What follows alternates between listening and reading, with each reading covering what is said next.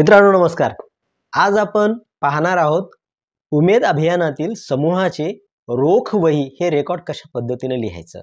तर हे रेकॉर्ड काय आहे, याचं महत्त्व काय आहे, कशा पद्धतीने लिहायचं आहे, अगोदर आपण समजून घेणार आहोत. हे समजून घेतल्याच्या नंतर आपण प्रॅक्टिस पण करणार आहोत. तर त्यासाठी तुम्हाला आपल्या चॅनलला सबस्क्राईब करायचं आहे, बेल नोटिफिकेशन ऑन करायचं आहे, जेणेकरून तुमच्यापर्यंत प्रत्येक अपडेट्स येत जाईल. चला तर मग आपण समजून घेऊया रोख वही कशा पद्धतीने लिहायची, कोणत्या कॉलममध्ये काय माहिती आहे आणि ती आपण कशी भरणार आहोत हे अगोदर आपण समजून घेऊया. जमा खर्च नोंद वही. तर या वहीला जमा खर्च नोंद वही देखील म्हणतात. गटाकडे विविध मार्गाने जमा होणाऱ्या ज्या रकमा आहेत आणि विविध कारणांसाठी होणारा जो खर्च आहे तो या वहीमध्ये व्यवस्थितरित्या लिहिला जातो, म्हणून याला जमा खर्च नोंद वही म्हणल्या जाते. या वहीचं काय महत्व आहे हे पण आपण याच्यामध्ये पाहणार आहोत. तर गटामध्ये विविध मार्गाने रक्कम प्राप्त होते, त्या रकमेचे विवरण एकत्रित मिळते. हे विवरण क्रमांक आणि दिनांक निहाय लिहिल्या जाते. गटामध्ये विविध मार्गाने रक्कम गटाच्या बाहेर जाते म्हणजे खर्च होतो, त्याची एकत्रित माहिती आपल्याला या रेकॉर्ड मध्ये मिळते. त्यानंतर गटामध्ये कोणत्या तारखेला तपशिलानुसार किती रक्कम प्राप्त झाली ती माहिती एकत्रितरित्या आपल्याला या रेकॉर्ड वहीमध्ये मिळते. गटामध्ये कोणत्या तारखेला कोणत्या कारणावर किती खर्च केला गेला ह्याची एकत्रित माहिती आपल्याला या अहवालामध्ये मिळते. म्हणजे गट स्थापन झाल्यापासून ते प्रत्येक मीटिंग निहाय आणि आतापर्यंत संपूर्ण लेखाजोखा आपल्याला या रेकॉर्ड मध्ये मिळतो. त्यामुळे ही अत्यंत महत्वाची वही आहे, अत्यंत महत्वाचं रेकॉर्ड आहे, हे आपण कंप्लीट ठेवायला पाहिजे. गटामध्ये प्राप्त रकमेच्या पावत्यांचे क्रमांक एकत्रितरित्या मिळतात आणि आपल्याला कधी प्राप्त झालं याची खात्री पण करता येते. गटातून बाहेर जाणाऱ्या म्हणजे खर्च होणाऱ्या रकमेचे प्रमाणक क्रमांक सुद्धा या व्हाउचर क्रमांक सुद्धा या रेकॉर्ड्स मध्ये लिहिल्या जातात, त्याची पण खात्री आपल्याला करता येते. गटामध्ये एकूण जमा रक्कम, रोख आणि बँकेतील रक्कम ह्याची संपूर्ण माहिती आपल्याला या रेकॉर्ड मध्ये मिळते. त्यानंतर गटामधून एकूण खर्च रक्कम किती झालेली आहे ह्याची पण माहिती आपल्याला या रेकॉर्ड मध्ये मिळते. या आधारे आपण आपल्या समूहाचा वार्षिक ताळेबंद सुद्धा आपण व्यवस्थितरित्या करू शकतो. त्यामुळे हे रेकॉर्ड अत्यंत महत्वाचं आहे. त्यासाठी आपण हे रेकॉर्ड पण मीटिंग मध्येच लिहिल्या गेलं पाहिजे, बैठकीमध्ये पूर्ण केलं पाहिजे. या पुस्तकाची काय गरज काय आहे आपल्याला, तर गटामधील जमा खर्चाचा जो ताळेबंद आहे तो याद्वारे काढता येतो. त्यानंतर जमा खर्च रकमा जुळल्यास दोन्ही बाजूच्या सर्व प्रकारच्या रकमांचा उल्लेख हिशोबामध्ये असल्यास त्याची खात्री आपल्याला करता येते. या पुस्तकाच्या आधारे गटाचा व्यवहार पारदर्शक आहे की नाही हे पण आपल्याला तपासता येतं. सर्व प्रकारच्या जमा रकमेची पावती देण्यात आलेली आहे का नाही हे पण आपल्याला या नोंद वहीतून तपासता येतं. सर्व प्रकारच्या खर्च रकमेचे प्रमाणके यामधून आपल्याला तपासता येतात. या पुस्तकाच्या आधारे गटाची एकूण उलाढाल आपल्याला काढता येते. तसेच गटाचे जे ऑडिट आहेत, गटाचे ऑडिट करण्यासाठी या पुस्तिकेचं फार महत्व आहे. त्यानंतर इतर पुस्तकाबरोबर याची पडताळणी आपल्याला करता येते. रोख वही कशा पद्धतीने लिहायची हे पण आता आपण समजून घेणार आहोत. आता चला तुमच्या जवळची रोख वही ओपन करा, उघडा, त्यामध्ये कुठले कुठले कॉलम दिसत आहेत ते पहा. आपण यामध्ये सुद्धा आता एक एक पेजवर कॉलम नंबर प्रमाणे पाहणार आहोत. तर रोख वही ज्यावेळी तुम्ही ओपन कराल त्यावेळेस तुम्हाला अशा पद्धतीने दिसणार आहे. तर या ठिकाणी स्पष्ट लिहिलेलं आहे रोख वही. या ठिकाणी पहा, स्वयंसहाय्यता समूहाचं नाव लिहायचं आहे, या ठिकाणी गावाचं नाव लिहायचं आहे, या ठिकाणी ग्रामपंचायतचं नाव लिहायचं आहे, या ठिकाणी तालुक्याचं नाव ठिकाणी लिहायचं आहे, या ठिकाणी जिल्हा लिहायचा आहे, या ठिकाणी बैठकीचा दिनांक लिहायचा आहे आणि बैठक अहवाल नोंद वहीचा पान क्रमांक या ठिकाणी आपल्याला टाकायचा आहे. मी सुरुवातीला सांगितलं की तुम्हाला प्रत्येक नोंद वहीवर पान क्रमांक टाकून ठेवा, जेणेकरून तुम्हाला हिशोबाचा मेळ लागेल. कोणता गोषवारा, कोणता अहवाल कोण्या ठिकाणी आपण लिहिलेला आहे हे लक्षामध्ये तुमच्या येणार आहे.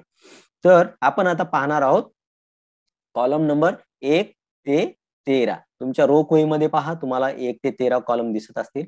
तर ते पाहणार आहोत. या ठिकाणी पहिला काय आहे, अनुक्रमांक आहे, सदस्याचं नाव आहे, बचत आहे, कर्ज आहे, दंड आहे, इतर जमा आहे आणि एकूण जमा आहे.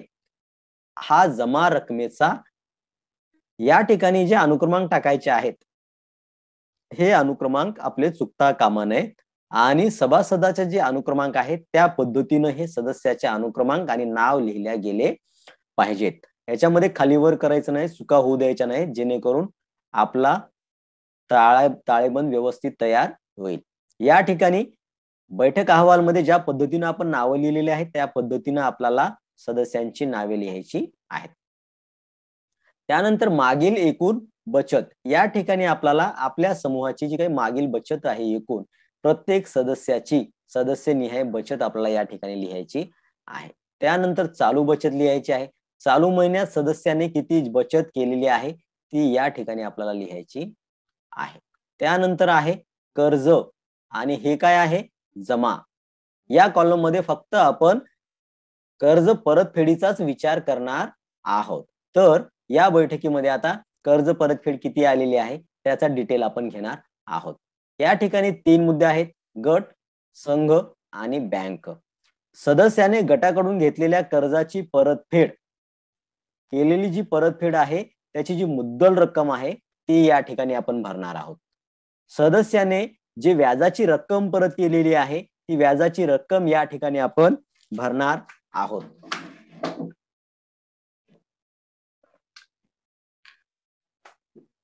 या ठिकाणी पहा, परतफेड गटाची असेल तर या ठिकाणी गटाचे व्याज मुद्दल लिहायचं आहे. ग्रामसंघाचा असेल तर ग्रामसंघाचं त्याच पद्धतीने लिहायचं आहे आणि बँकेचा असेल तर बँकेचं या ठिकाणी आपल्याला लिहायचं आहे. गटाचं व्याज मुद्दल, ग्रामसंघाचं व्याज मुद्दल आणि बँकेचं व्याज मुद्दल हे या ठिकाणी आपल्याला वेगळं वेगळं लिहायचं आहे. काही आकडा नसेल तर त्या ठिकाणी 0 टाकायचा आहे, डू करायचं नाही, रेष मारायची नाही. त्यानंतर या ठिकाणी पहा, दंड आहे. सदस्याने गटास दिलेल्या दंडाची रक्कम या ठिकाणी लिहायची आहे. जर एखादा सदस्य बैठकीला आलेला नसेल, काही प्रॉब्लेम झाला असेल, बचत वेळेवर दिलेली नसेल, परतफेड वेळेवर दिलेली नसेल, आपण जर दंड लावला असेल तर तो जो दंड या ठिकाणी लिहायचा आहे, अन्यथा 0 करायचं आहे. त्यानंतर काय करायचं आहे, इतर जमा. जर आपण समूहासाठी जर काही इतर बचत केलेली असेल, इतर काही जमा केलेलं असेल तर ते लिहायचं आहे, नाहीतर ते 0 टाकायचा आहे. त्यानंतर काय करायचंय आपल्याला, 3 ते 12 ची बेरीज करायची आहे. कॉलम नंबर हा 3 ते 12 मार्क करून ठेवा तुमच्या वहीमध्ये पेन्सिलनं किंवा पेननं गोल करून ठेवा. ह्या 3 ते 12 ची बेरीज आपल्याला या कॉलम मध्ये करायची आहे. इथपर्यंत आलं तुमच्या लक्षामध्ये. आता आपण पुढचा पाहणार आहोत, खर्च.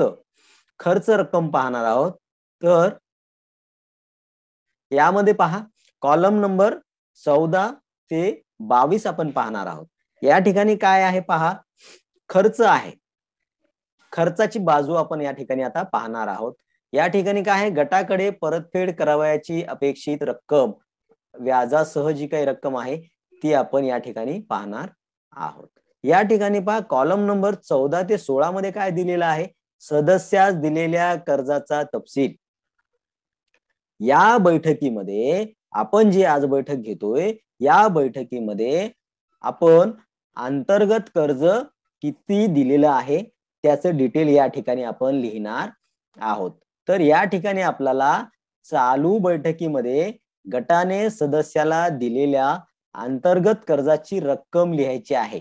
या ठिकाणी जर गटाचं कर्ज असेल तर या ठिकाणी आपल्याला ते लिहायचं आहे, अंतर्गत कर्जाची रक्कम या ठिकाणी टाकायची आहे.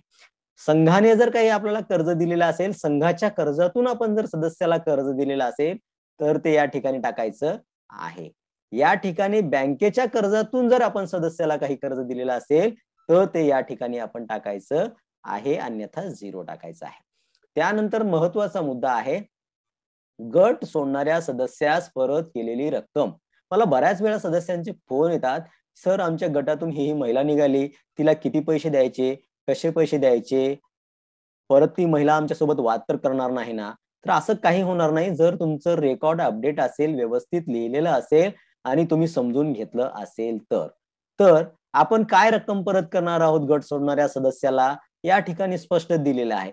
गट सोडून जाणाऱ्या सदस्यास त्या गटातील जमा केलेली एकूण बचत, लक्षात घ्या, सदस्याने जमा केलेली एकूण बचत व व्याजाची एकत्रित परत दिलेली रक्कम या ठिकाणी आपण लिहिणार आहोत. एखादा सदस्य जर गट सोडत असेल तर त्याला काय मिळतं, त्याने केलेली बचत आणि आतापर्यंत जे काही व्याजाची एकत्रित रक्कम आहे, आतापर्यंत जे व्याज आहे, व्याजाची जी रक्कम आहे, ती रक्कम आपण त्याला परत करत असतो. आता तुम्ही म्हणाल, सर ही व्याजाची रक्कम परत कोणती करायची आहे? तर आपण ही रोख वही लिहित आहोत. लक्षात घ्या, तर आज ही बैठक जर आपण घेत असोल आणि या बैठकीचा आपण जर रेकॉर्ड लिहित असेल, तर आजच्या बैठकीमध्ये समूह स्थापन म्हणजे तो सदस्य समूहात आल्यापासून ते आजपर्यंतच्या बैठकीपर्यंत समूहाचं एकूण व्याज किती जमा झालं, अंतर्गत कर्जावरील एकूण व्याज असेल किंवा मग कुठलंही एकूण व्याज असेल, व्याजातून मिळालेलं जे आपलं उत्पन्न असेल त्या उत्पन्न असेल, व्याजाचं उत्पन्न असेल, तर हे उत्पन्नाचा जो शेअर्स आहे, तो शेअर्स आपल्याला त्या सदस्याला द्यायचा आहे. याच्यामधून शासनाकडून आलेलं आरएफ असेल तर त्या आरएफची रक्कम त्या सदस्याला द्यायची नाही. आपण फक्त सदस्याला जे समूहाला व्याजातून उत्पन्न झालेलं आहे तीच रक्कम देणार आहोत, हे तुम्ही समजून घ्या. या ठिकाणी पण दिलेलं आहे. तर तो लक्ष देत नसेल, समजून घेत नसेल, तर तशा व्यक्तींना आपल्या अधिकाऱ्यांशी बोलणं करून द्या. ते त्यांना गाईडलाईन वगैरे सर्व काही तुमची दाखवतील. त्यानंतर इतर बचत जी आहे, गट सोडून जाणाऱ्या सदस्यास त्याने जी काही गटामध्ये इतर बचत केलेली आहे, ती इतर बचत केलेली असेल तर ती आपल्याला द्यायची आहे, नसेल तर 0 टाकायचं आहे.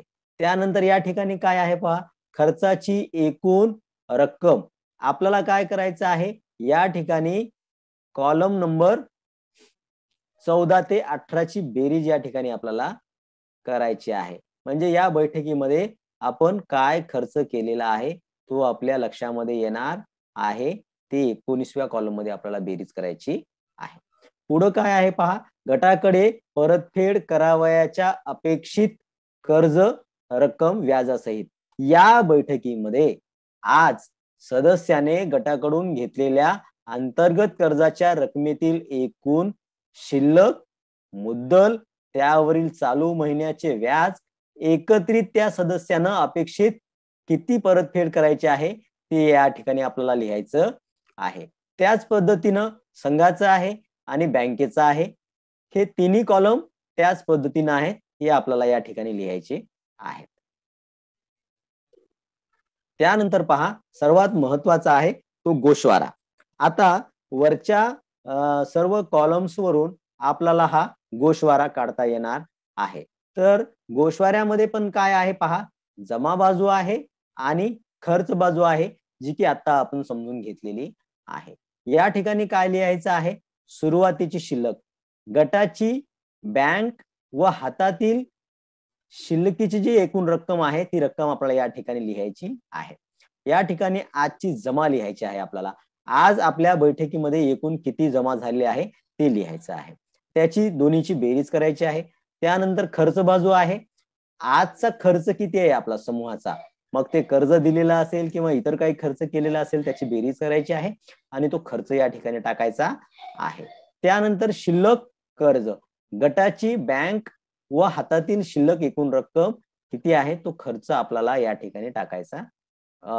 गटाची बँकेतील व हातातील एकूण शिल्लक किती रक्कम आहे ती या ठिकाणी आपल्याला टाकायची आहे आणि दोन्हीची बेरीज करायची आहे. या ठिकाणी पहा, आता सर्व मुद्दे तुम्ही व्यवस्थितरित्या समजून घ्या कुठं आपल्याला काय टाकायचं आहे. तर आपण दोन बाजू पाहत आहोत हे समजून घ्या अगोदर. एक जमा बाजू आहे आणि एक खर्च बाजू आहे. तर याच्यामध्ये काय लिहायचं आहे आपल्याला बघा. आता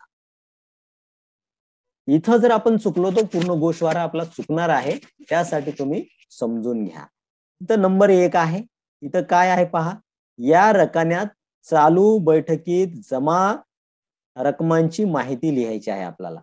आणि या रकान्यामध्ये गट स्थापनेपासून चालू बैठकीतील बाबनिहाय एकूण माहिती आपल्याला या ठिकाणी लिहायची आहे.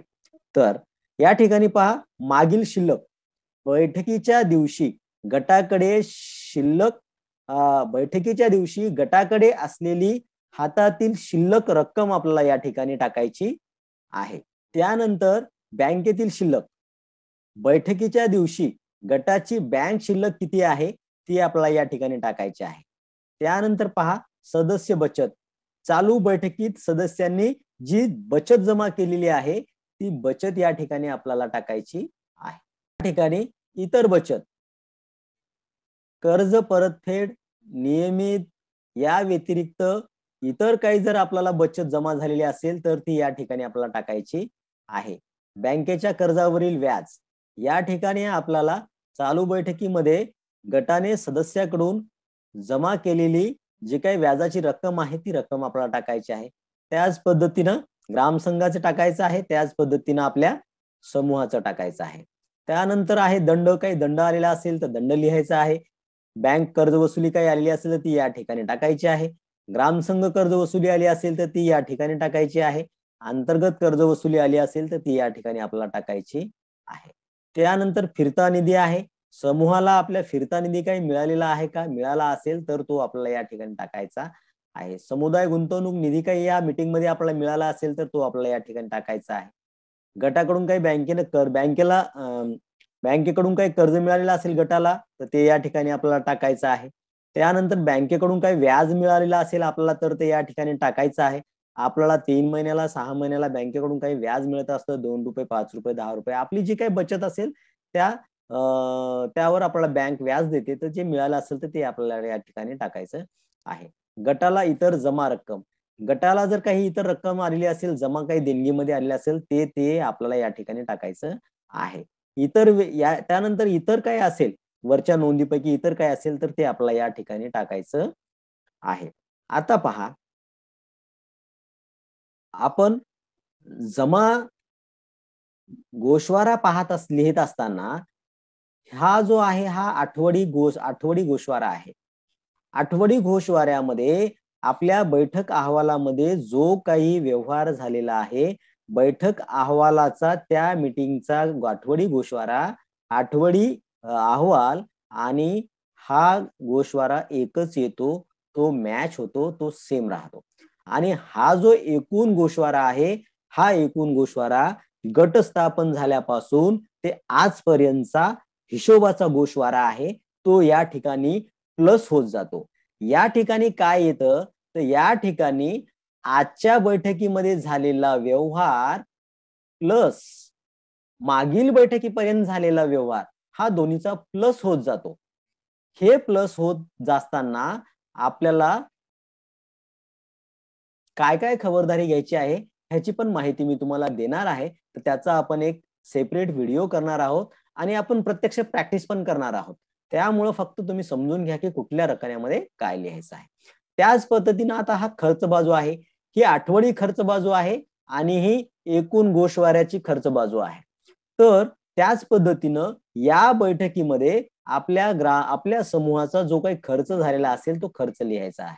याच्यामध्ये काय खर्च झालेला आहे, गटाकडे अंतर्गत काही कर्ज वाटप झालेलं आहे का, ग्रामसंघाचं काही कर्ज वाटप झालं का, बँकेच्या मिळालेल्या कर्जातून काही कर्ज वाटप झालं असेल का, तर ते आपल्याला या ठिकाणी लिहायचं आहे. आणि एकूण गोषवाऱ्याचा जो कॉलम आहे, या रकान्यामध्ये गटस्थापनेपासून ते चालू बैठकीतील बाबनिहाय खर्च आपल्याला या ठिकाणी टाकायचा आहे. मी अगोदर सांगितलं त्याच पद्धतीनं या ठिकाणी टाकत असताना आजची बैठकीतील खर्च प्लस मागच्या बैठकीतील एकूण गोषवाऱ्यामधील रकमा ह्या प्लस होत जातात. इथं पण तसंच आहे. या ठिकाणी पण आजच्या बैठकीचे प्रत्येक बाबनिहाय आकडे आणि मागच्या बैठकीमध्ये एकूण गोषवाऱ्यामध्ये बसलेले असलेले आकडे हे प्लस होत जातात. त्या दोनच गोष्टी तुम्ही लक्षामध्ये ठेवा. एवढ्या जरी लक्षामध्ये ठेवल्या तर तुमचा गोषवारा कधीही चुकणार नाही. त्याच पद्धतीने आपल्याला या ठिकाणी टाकायचं आहे.